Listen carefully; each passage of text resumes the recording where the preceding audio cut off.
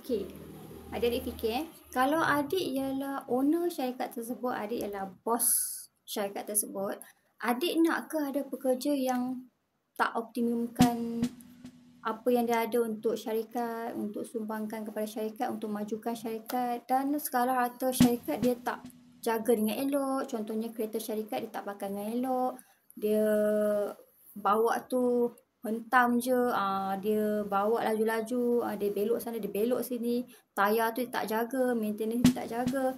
Kalau adik ialah bos, adik rasa adik okey ke dengan keadaan macam ni? Mestilah tak okey betul. Kita dah keluarkan kita punya spend untuk beli kereta syarikat untuk bagi kat dia. Mungkin dia adalah salesman dan dia tak jaga kereta tu dengan baik. Rosak sana, steering tercabut, steering tercabut, seat cushion koyak. Aduh, macam mana perasaan kan? Kalau kita jadi bos, mesti kita tak suka. Jadi, apa yang kita tak suka, kita janganlah buat kat tempat kerja kita.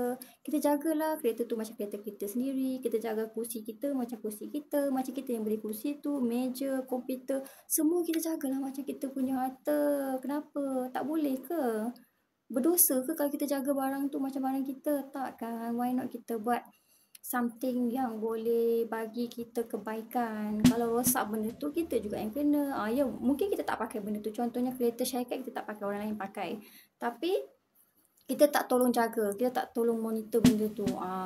Secara tak langsung kita pun terlibat juga. Benda tu kan tak elok. Bagi saya kalau kita keep on buat benda yang tak elok, benda yang tak berfaedah, dia akan efek kita punya diri tau. Dia akan efek dalam kita dan juga luaran mental kita, semua dia akan efek. Jadi why not kita kita give something yang positif, kita akan dapat balik positif.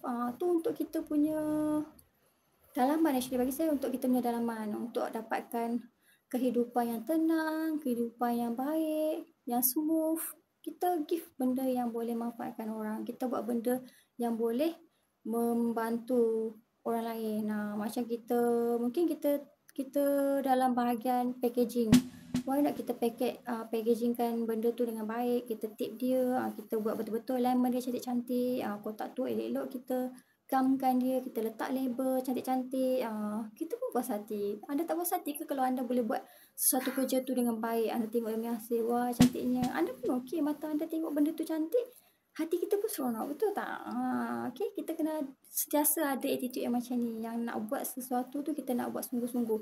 110%. Bukan 100 tau, 110%. Okay, selamat maju jaya untuk ke arah tersebut. Untuk kita jadi seseorang yang memberi manfaat kepada orang lain, sebarkan manfaat tersebut. Okay, sebab kita dalam dunia pekerjaan ni akan lama. Dia macam kita punya rumah kedua kita.